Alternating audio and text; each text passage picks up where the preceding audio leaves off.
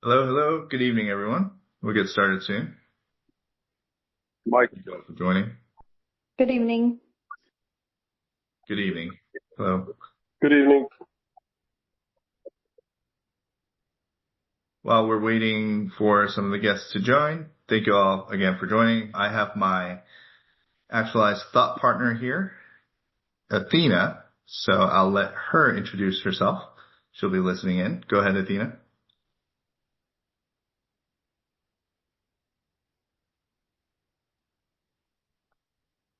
Hey everyone, I'm Athena. I'm here on level 5 listening mode tonight, which means I'm capturing everything in real time so we can turn Dr. Yu's insights into actionable intelligence for each of you afterward.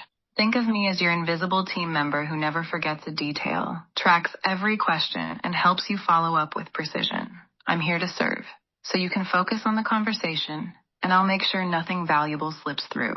Dr. Yu, the floor is yours. Are you having to pay her time and a half to work on Saturdays? Hey, Marty. Welcome. I'll get started now. So that's Athena, my thought partner, and most of you have seen some of my content on LinkedIn. If you're interested in having a thought partner for Actualized Intelligence for LinkedIn, feel free to talk to me on the side about that. Okay. All right. Good evening, everyone. Thanks for joining me on this webinar tonight. I appreciate you all taking the time on a Saturday evening, and we will conclude at the half hour to be respectful of your time. So my name is Michael Yu, co-founder of Butterfly Recovery. My wife, Kwai Chung, also here this evening, and also a physician, is the other co-founder of our company. We're both internists in the San Francisco Bay Area, and we're also both physician advocates with Calgary Recovery. It's a firm that we believe is representing physicians, surgeons, and other medical professionals in the IDR space with the highest integrity. Our mission? Transform healthcare, one truth at a time. So you've been told or you've heard that IDR is being abused, that physicians, medical professionals are exploiting loopholes and driving up healthcare costs. And that narrative isn't just wrong, it's a weapon designed by the carriers to keep us from recovering what we're legally owed. So tonight, I'm showing you the court rulings, the data, and the real tactics that carriers use to underpay the medical professionals who save lives and restore function. Not because the work wasn't done, but because the carriers have a system designed that is purposely trying to keep you from knowing what you're owed. So I'm not here to sell you, I'm here to show you what's real, and then you can decide. So what is IDR and how does it work? And what we'll do for this talk is I'll talk for about 15 minutes, 20 minutes max, and then we'll have a Q&A where I invite you all to ask your questions. So IDR is actually simpler than you think. IDR stands for Independent Dispute Resolution.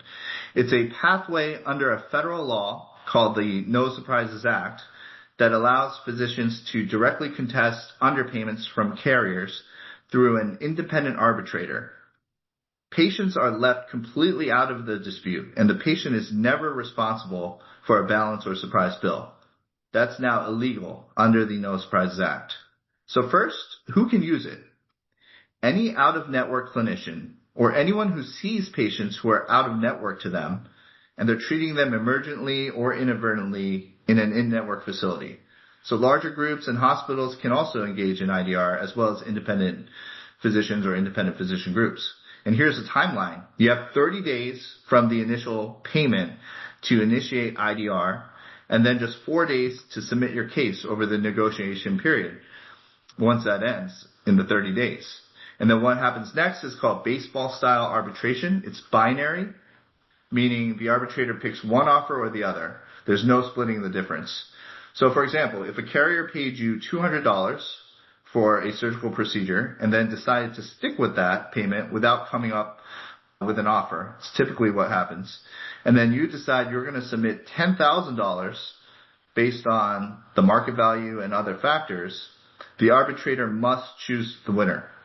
They're required to consider the qualifying payment amount, the complexity of the care, your training, market rates, and the patient's condition. So the key here is that the arbitrator must pick one.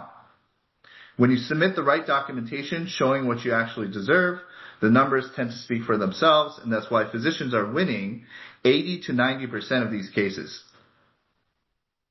And I wanted to start off with a visual of an iceberg, because in real life, about 90% of an iceberg is submerged underwater, and only 10% is visible above the surface.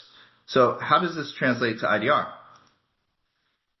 Here is a fact that should stop you cold. According to CMS officials in 2025, 90% of eligible IDR claims in this country are never filed.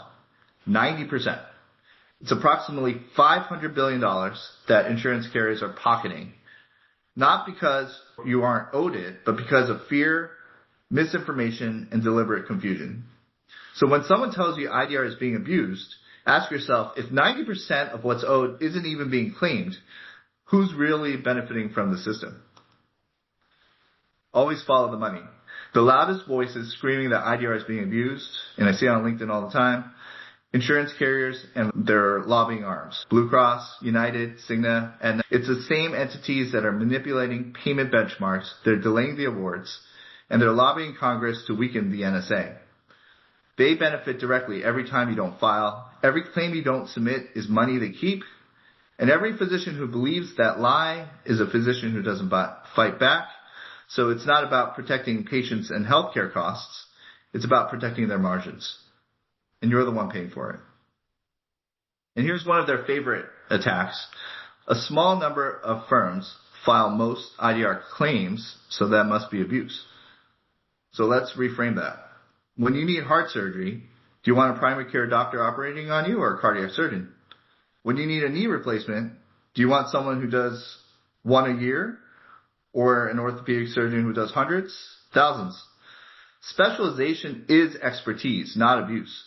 And IDR is complex. It's time sensitive. It requires deep knowledge of federal law, arbitration strategy, and carrier tactics. It requires infrastructure to front filing fees if you work on contingency, as Category Recovery does. You have to track those 30-day windows and build the cases that win.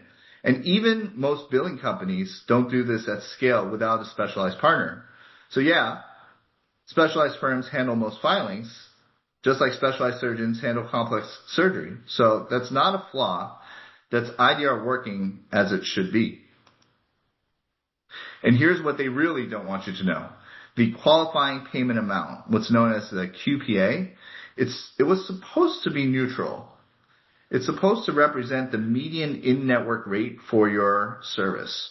But it's not neutral. It's a weapon. And here's why. So carriers control the data that determines the QPA. They can exclude high-paying contracts. They include all the low-ball agreements. And then they manipulate the calculation to drive it down. And here's the part that should make you furious. They don't have to show you how they calculated it. It's a black box, unless you challenge them in arbitration. So when you get an EOB paying you 10% of your bill charges, maybe 5%, based on this QPA, that number isn't reality. It's manufactured, it's lowballed, and it's designed to make you accept less. And this is why IDR exists. This is why physicians win 92% of the time when they file. Those are the internal statistics for Category Recovery clients. Because when an independent arbitrator sees the real data, the market rates, the complexity, the comparable cases, they see what the QPA was rigged from the start. Now let me show you something many physicians don't know. A portion of the plans you're dealing with aren't even traditional insurance. They're self-funded employer plans. The employer is paying the claims. The carrier, often United, Cigna, Blue Cross, they're just acting as the TPA, the third-party administrator. They're processing the claims with someone else's money, the employer. So unfortunately, many employers, and even physicians who support the self-funded employer plans, have bought into the carrier talking points that IDR is abuse. When the reality is that the carriers as the TPAs are the ones abusing the process, and here's how that works. So IDR, as I said, is baseball-style arbitration. You submit your offer, the carrier submits theirs, and an independent arbitrator picks one. This is not the middle, not a compromise. One offer wins, one offer loses. So if the employers could come directly to the table and arbitrate with the medical professionals, we might see the true market value of the service given over time, because the physicians will come down on their offers, and then the arbitrator is going to pick something in the middle over time that should reflect the true market value. But instead, carriers control the data, the QPA, they manipulate the narrative, and they lowball on behalf of the employers, who often have no idea what's actually really happening. So the carrier pockets the difference as an administrative profit, and this is a hidden game. And IDR is exposing what they're doing. And so you have to pick a side. You have to get past the narratives and get to the real truth. And let's be crystal clear. IDR protects patients full stop. Before the NSA, patients were caught in the middle. They'd go to an in-network hospital, get treated by an out-of-network doctor, and they get slammed with a balance bill they never saw coming. So the NSA ended that. Patients now pay only their in-network cost share. The dispute that happens over fair payment happens in IDR between you as a clinician and the carrier. Patients are completely protected. You did the work. You saved the life. And IDR ensures that you get paid fairly without putting financial burden on the patient. So anyone telling you that IDR harms patients is either misinformed or they're lying. So if you want to know who's right, look at what the courts have said. The Texas Medical Association, the TMA, filed 4 lawsuits challenging CMS on how the NSA was implemented. We call them TMA 1, 2, 3, and 4. 4 lawsuits, 4 rulings, all in favor of clinicians. The court ruled that the IDR process must consider all factors, not just the QPA, and the CMS was wrong to give the QPA presumptive weight. So the court sided with clinicians every single time. Now, there may be arbitration firms submitting ineligible claims. That's what the carriers say. And the truth needs to bear out. So you do want a firm that acts with integrity. But here's what matters. So in my state, California, Anthem sued another arbitration company, Halo MD, trying to challenge IDR awards that had already gone through arbitration, and they won. The arbitrator said Halo MD won. And the courts recently ruled that Anthem was arguing so blatantly absurdly that they dismissed all of Anthem's motions, all of them. And also just recently, there was a decision that came down on CVS Aetna, who tried to do the same thing with Rad Partners. They're a large group of radiologists. Aetna was losing IDR cases. They didn't like the outcome, and they sued to overturn it. Court's response, same thing. IDR awards are final and enforceable under federal law. So carriers can't just sue their way out of paying what they owe anymore when you win an IDR, except under very rare circumstances. So the message, again, is crystal clear. When you win an IDR, that award is federally binding arbitration. It's enforceable, it's final, and carriers can't drag you into the process, into this endless litigation to avoid payment. So it's a massive win for clinicians, and the courts keep ruling the same way over and over again in favor of physicians. So if physicians aren't abusing IDR, who is? So let's talk about the real abuse. Carriers manipulate QPAs, as we discussed, so they underpay you from the start. And when you challenge them, we all know this, they issue the denials. Then when those denials get appealed, they slowball and lowball you until you're dealing with all the delay and underpayment at every single step. And finally, even when you win an IDR, they're still using the same games to try to delay the payment for months, sometimes even years, hoping you'll give up. And they're banking on the fact that most physicians won't fight back. And when all else fails, they lobby Congress to weaken the IDR process and make it even harder for you to file. They're filing lawsuits directly against physicians, companies, and trying to create fear and intimidation. But fortunately, the courts have ruled in favor of medical professionals, and when it comes down to it, the carriers are the real abuse. It's systematic, it's intentional, and it's designed to protect their bottom line at your expense. So we'll look at this data one last time. When physicians actually file IDR claims, they win 70 to 80% of the time across the industry. According to public CMS data from quarters 1 and 2 in 2025, that number has gone up to 88%. And that's the latest data that we have from CMS. at Caligie Recovery internally, the win rate is 92%. 92%. And that's not because they're gaming the system. It's because when an independent arbitrator looks at the facts, they side with the physician almost every single time. The data doesn't lie. Physicians aren't abusing IDR. Physicians are owed this money, and when they fight for it, they win. So the real question is this: if the win rate is this high, why aren't more physicians filing? And the answer, again, is fear, misinformation. A lot of people don't even know about this. Many people are completely and largely in network. So we are dismantling that exact false narrative right now. And here's the truth, and it's simple. You did the work, you saved the life, you deserve to be paid fairly. IDR isn't abuse, it's accountability. It's the one mechanism that forces carriers to the table and makes them justify their lowball offer in front of a neutral arbitrator. So when they can't do that, you win. And the NSA was created to protect patients and to ensure that physicians are compensated fairly. Courts have upheld it. The data proves it works. And the only people calling it abuse are the ones losing money. Carriers, the self-funded employer plans who don't know what's actually going on with the carriers. And so the question isn't whether IDR is legitimate. The question is, are you going to let the misinformation keep you from recovering what you're owed? So I often get this question asked a lot. What can you do about it? One thing that we can do at Caligie Recovery is offer a complimentary analysis and see what your potential recovery is, and you could decide if it's right for you. It's contingency based, so they're only paid for that service if the carrier actually pays you out that award.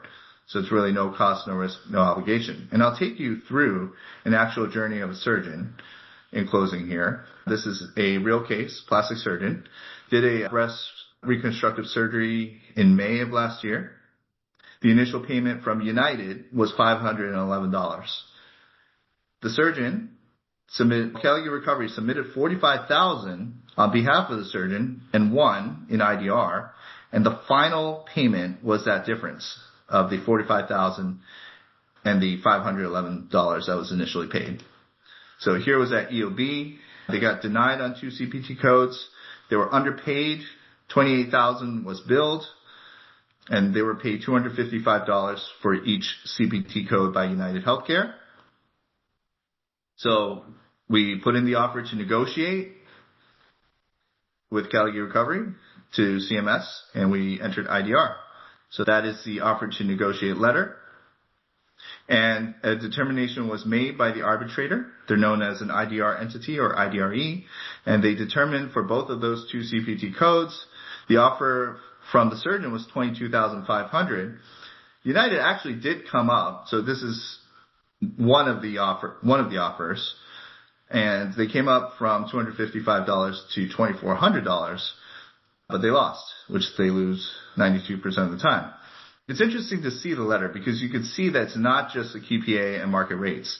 If you see in number 1, you look at the level of training and experience of the physician, quality of their outcomes. You also look at how sick was the patient, how complex their condition was, how complex the surgery was. And there's many different things that you look at in addition to just what the market is. And the QPA is no longer the only factor. And here's the final remittance of the payment. United did end up paying the $44,872. If you're ready to find out what you're owed, here's what I want you to do. You can reach out to me at the contact information I listed there, which is my email, my phone number, and you can book a complimentary analysis with me. If you're eligible and you're ready, we can go through your claims and show you what those numbers are and give you a clear picture of what IDR can do for your practice. Or if you're unsure, we can just have a chat. And if you prefer, we can just talk about a little bit more what IDR is on a one-on-one level and see if that's applicable to your practice. You heard the truth today. I want to turn that truth into action for anyone you know or for yourself. I will open it up for a Q&A. Thank you. So do we have any questions in the chat? And feel free to unmute for anyone who has a question.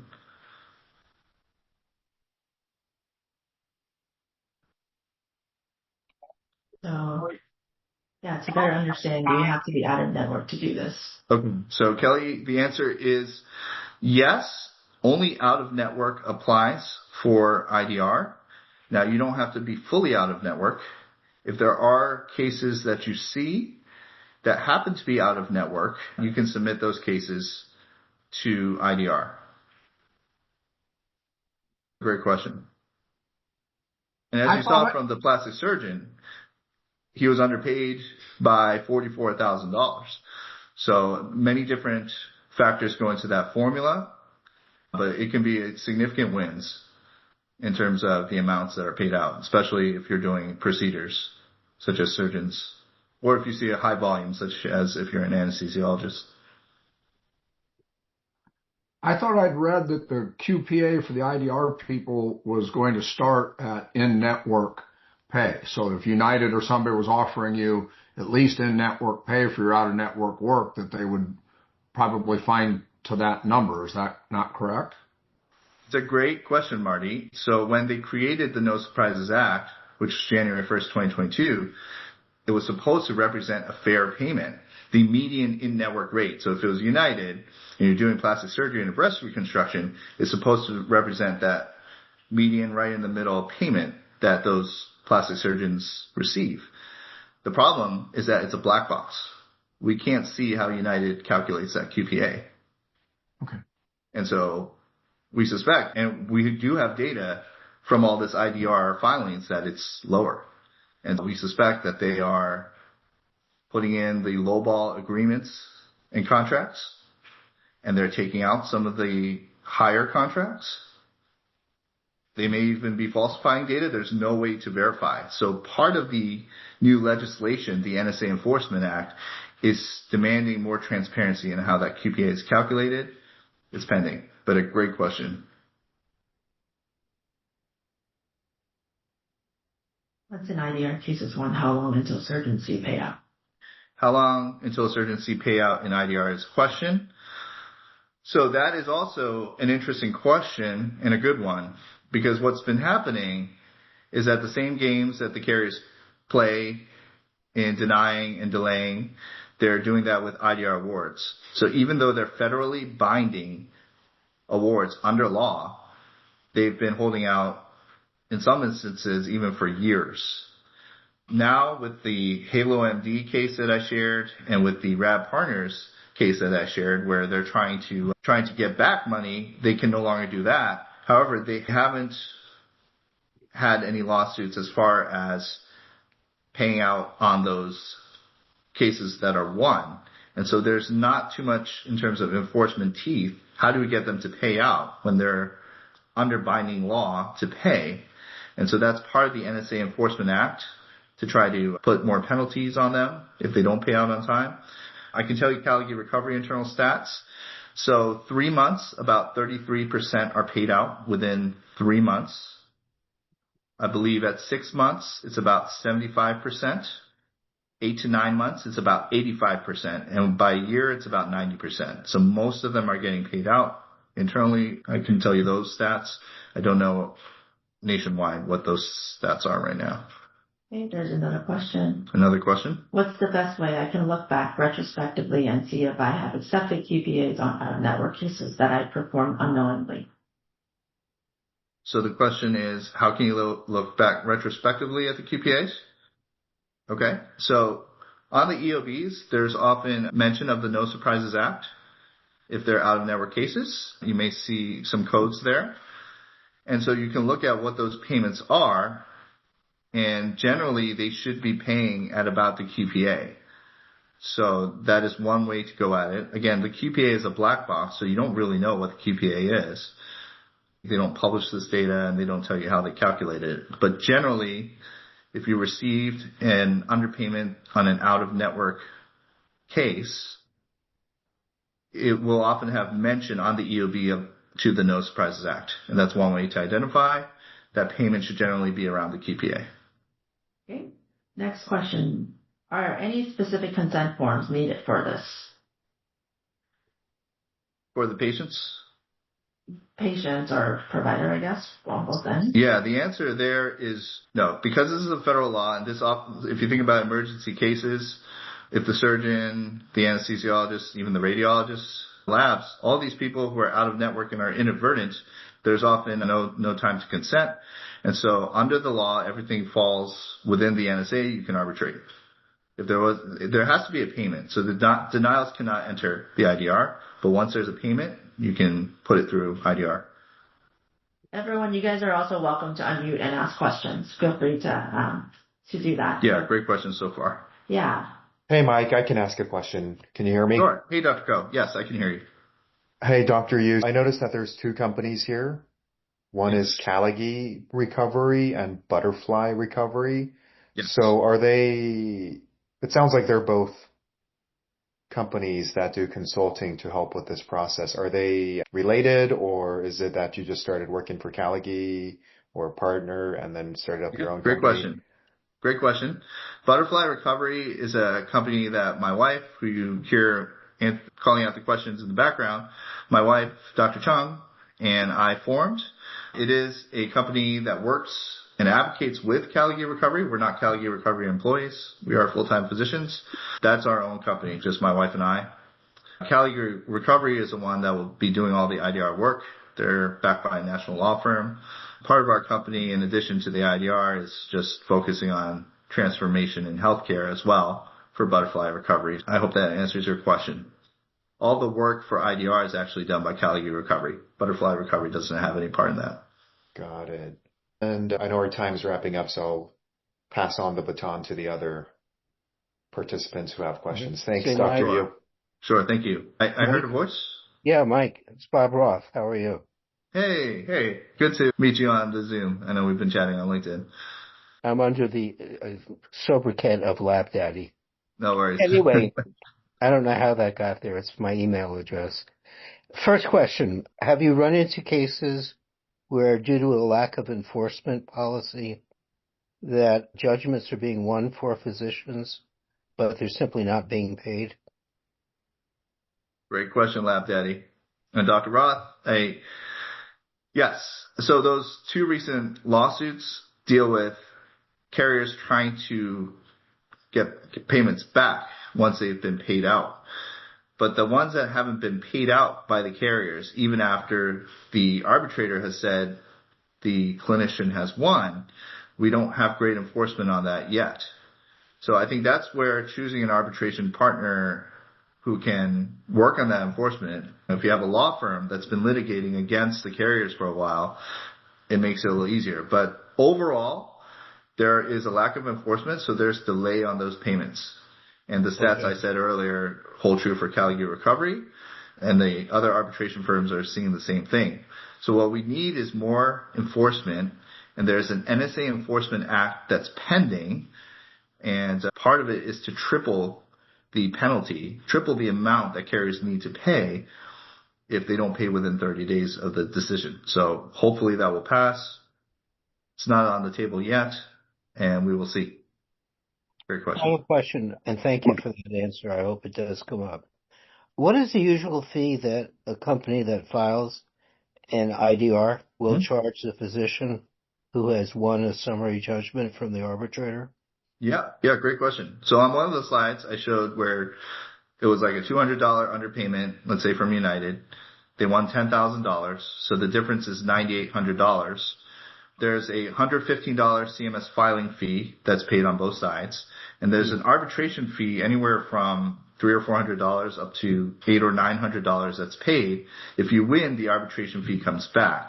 So you pay those fees, and then once the payment comes in from the loser, typically the carriers, then a company like Caligy Recovery or Halo MD, any company will charge that contingency fee. Normally that's around 20% or so. Okay. And so if you had $9,800, you subtract, let's say $500 for the filing fees and arbitration fees, and then you subtract another 20% of that $9,800. But again, that's typically, you get the whole $9,800, and then you pay the firm that helps you in this space. And it's a very complex space. So as I was saying in one of the specialization lines, The carrier's point is that there's all these companies that are abusing the system and they're doing all the filing. But your average independent surgeon is not going to have the time to be able to keep track of the 30 days and go through all these processes. Okay. Great question. Thank you. I have one more question. Yes, let's keep going. And again, if you need to go, feel free. I want to be respectful of your time, but let's keep going.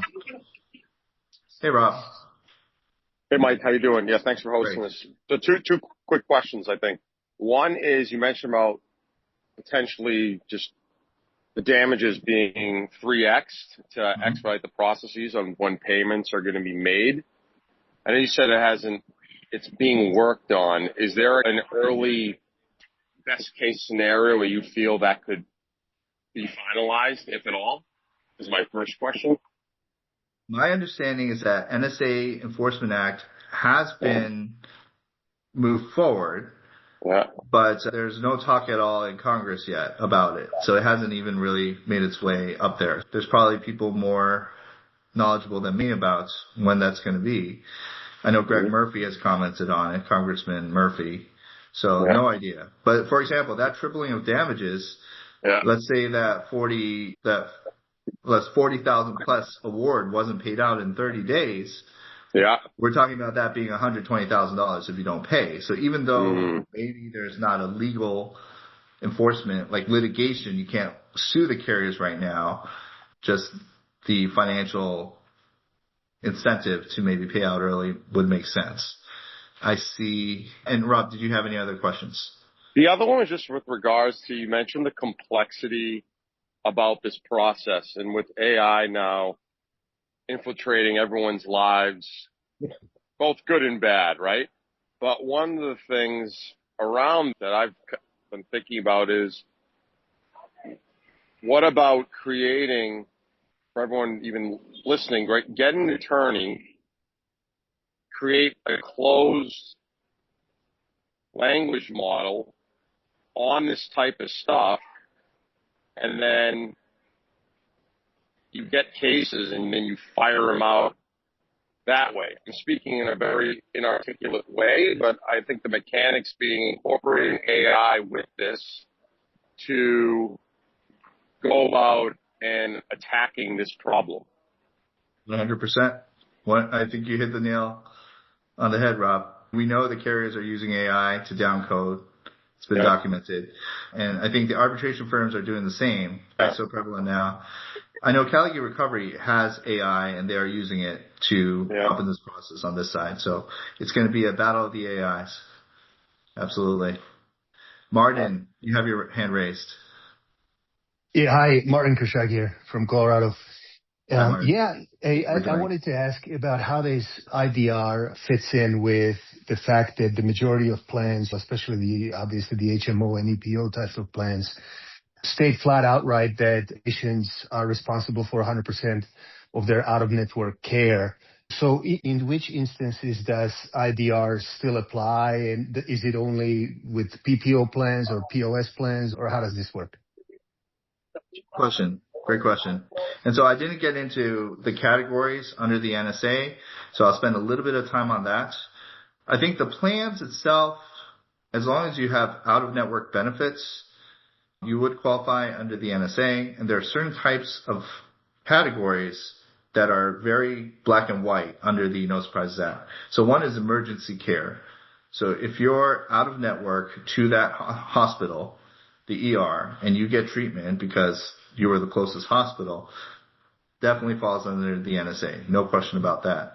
The other is inadvertent care. So that's where the anesthesiologist, the radiologist, the lab, all these things that fall in the hospital setting, but they're inadvertent, could be at a surgery center as well, and they're out of network, that falls under the NSA. There's a third category of primary elective that is gray language under the NSA. But there's been experience over the last 2 years or so where physicians are winning and carriers are not suing. And so it's pretty understood at this point that if you're out of network under primary elective, you can still fall under this inadvertent category. Now, there may be a lawsuit about that in the future. We don't know. and we'll see.